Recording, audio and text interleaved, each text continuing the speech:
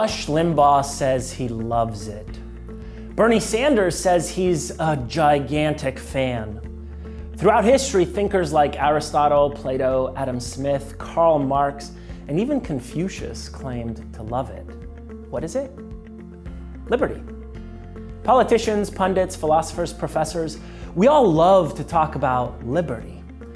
But what does it even mean? Now, for libertarians, liberty is the primary political value. So we can't just talk about what a cool idea it is. We really, really care about what it means and about why it's so important. When we talk about liberty, we mean the following. Liberty is the freedom to pursue your own good in your own way without other people limiting your options or forcing you to fulfill their needs first. Other political thinkers, they define liberty differently. They define it as the freedom to get something specific, like healthcare, for example, or housing, or jobs. Or freedom from want or fear, as President Franklin Roosevelt had it. Now, that's fine as far as it goes, and there's no reason to be a stickler about the word liberty in a broad sense. But when libertarians talk about liberty, they are talking about a specific technical kind of liberty. They're talking about political liberty. Political liberty is about what you and I cannot do to one another. You can't force me to do what I don't want to do, and I can't unilaterally impose a harm on you. You and I have to respect each other's boundaries and the boundaries of our property. But why do libertarians focus on political liberty rather than all the other kinds of liberties? Look, if you were to tell me, give me liberty or give me death, I'd say, no, I'd rather live. To me, life is more important than liberty. I'd rather be alive, and honestly, I'd rather also be happy than be free. But when it comes to politics and government, it's this conception of liberty that permits us to best pursue all of those other values. Without liberty, we often can't get the things that matter the most to us.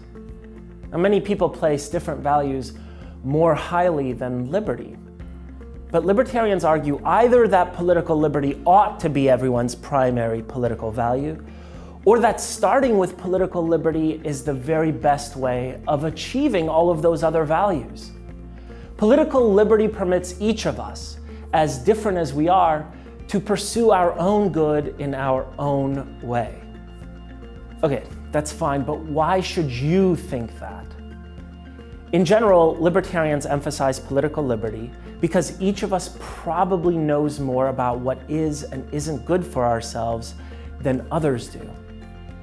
We have first-person access to our beliefs, our preferences, our desires, our goals, and our values. Each of us feels the results of our choices directly. Suppose I ate a whole bucket of KFC extra crispy chicken. It's me who experiences the heartburn and the shame.